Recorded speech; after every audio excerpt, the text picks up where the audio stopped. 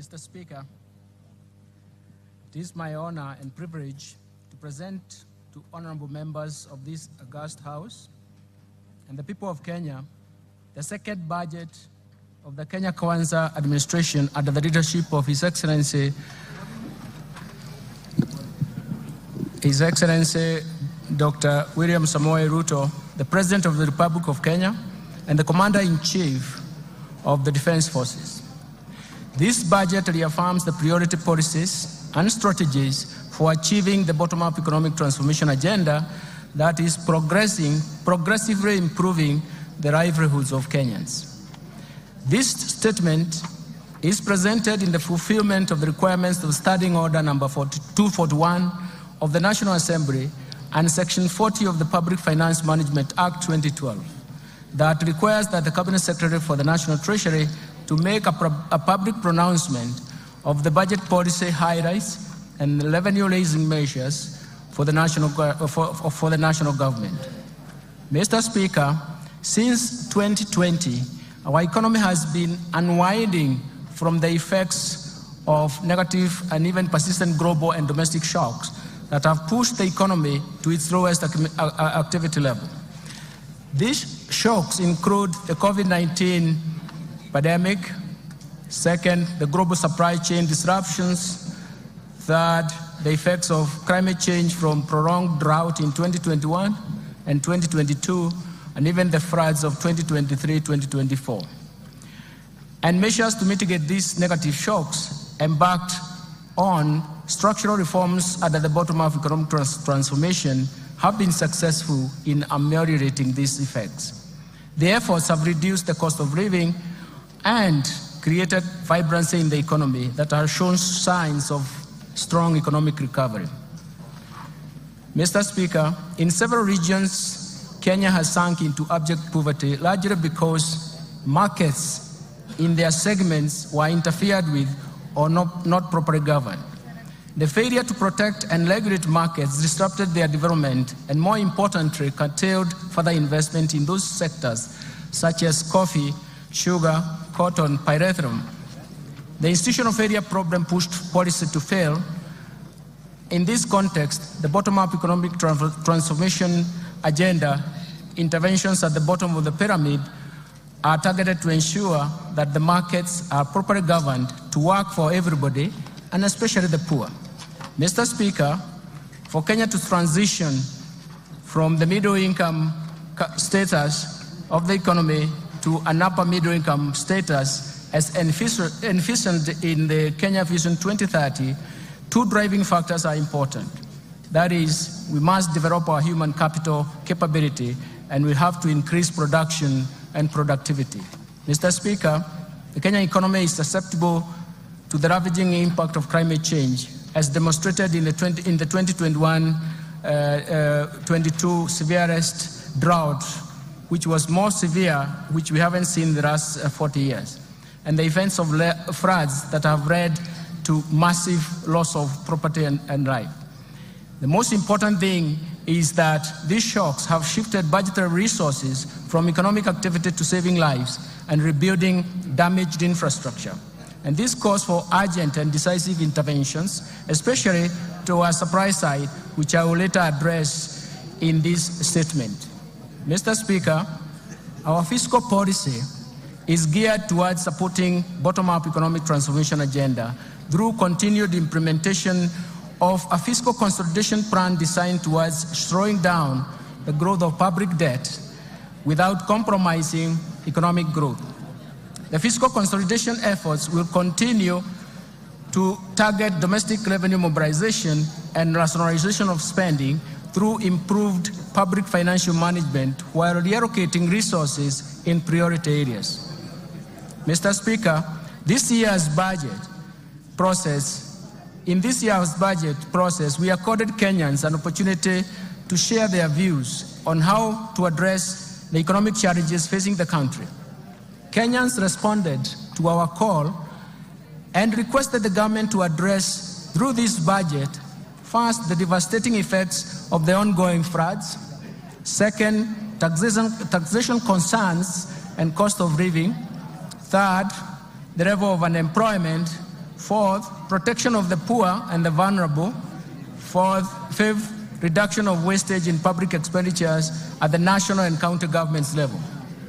Today, Mr. Speaker, I wish to assure Kenyans that we have listened to their concerns and we have spelled out measures to address through this budget. In this regard, the budget highlights and even the government's plan to strengthen the resilience of our economy to navigate the global turbulence, accelerate economic transformation, and decisively address the overarching developmental challenges in line with better bottom-up economic transformation agenda. It is in this context we have chosen the theme of this year's budget as sustaining the bottom-up economic transformation agenda, fiscal consolidation, and investing in climate change mitigation and adaptation for improved livelihoods. Mr. Speaker, it is now my privilege and honor to present the economic policy context of this budget. Thereafter, I will broadly outline the policy priorities and structural reforms underpinning the bottom-up economic transformation agenda. The proposed resource allocation as well as revenue-raising measures that the government will implement in the financial year 2024-2025 budget are going to be summarized. But, Mr. Speaker, we have to remember that we have one major problem that has three phases. This problem is as follows. There is increased demands for increased spending or expenditures from the government.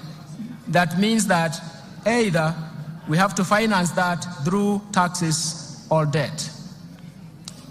The second dimension of this problem is that there is limitation and even constraints imposed in terms of public debt accumulation and even the debt carrying capacity of the economy.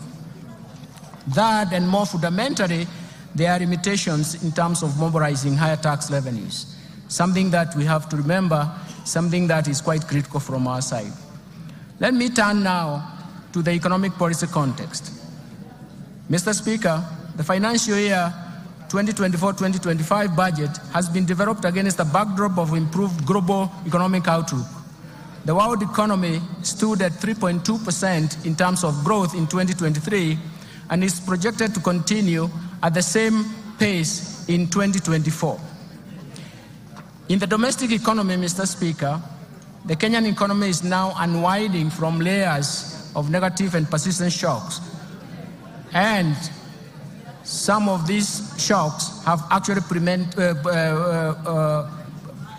have been protected and have a structural and permanent effects on the economic activities. Mr. Speaker, through forecast interventions as well as structural reforms, the policies of Kenya Kwanza government have started to yield some positive results. Economic recovery is evident, with a GDP growth of 5.6% in 2023, up from 4.9% in 2022. This is above the global average and also above the average of sub-Saharan African region. The domestic growth in 2023 was mainly supported by a rebound in agricultural activities given the improved weather conditions and subsidized inputs for farmers. The resilience of the services sector remained strong in that same year. So the overall inflation also declined to its target level at 5%, and in April 2024, from a peak of 9.6% in October 2022. The decline was driven mostly by easing of food and energy prices, a strong pass-through effects from exchange rate appreciation, and the impact of monetary policy actions. And the tight monetary policy has been complemented by fiscal policy measures to enhance food production through subsidy program on fertilizer and seeds. Mr. Speaker, in February this year, the government took advantage of the improved international financial market conditions to refinance the buyback of US $1.5 billion of the Eurobond 2024. The government, through this process successfully removed the uncertainty of the settlement of the Eurobond. The government also successfully issued an 8.5-year infrastructure bond that attracted significant foreign investors, making it the most successful domestic bond issuance in the country's history. Mr. Speaker, these two operations in February significantly improved the market perception, together with a tight monetary policy stance and significant reforms in the interbank foreign exchange market. It has brought stability in the foreign exchange market. As of 31st May 2024, the exchange rate was Kenya shillings 130.20 to the US dollar, from a high of 163 earlier on in January. And this represents a significant appreciation of 18.7%. The appreciation and stability of the exchange rate created confidence and triggered inflows of foreign exchange foreign direct investment, and attracted investors to the Nairobi Securities Exchange. In order to enhance monetary policy transmission, the Central Bank of Kenya has adopted a new monetary policy implementation framework, and this is based on inflation targeting and introduces an interest rate corridor around the central bank rate. The interbank rate is expected to be within this corridor. In addition, the Central Bank of Kenya launched the DAO CSD, a central securities depository infrastructure that delivers world-class level of registry, custodial, and even settlement services for both primary and secondary market operations. Mr. Speaker, I wish to encourage Kenyans and investors to take advantage of the DAO CSD to invest in risk-free treasury bills and bonds in order to grow their wealth and secure their financial future. We have simplified the DAO CSD, and investors can simply use the USSD *866# to log in and invest a retail bond for amounts as low as 600 shillings. This also will be launched to make investments of government securities all-inclusive and include the bottom of the pyramid.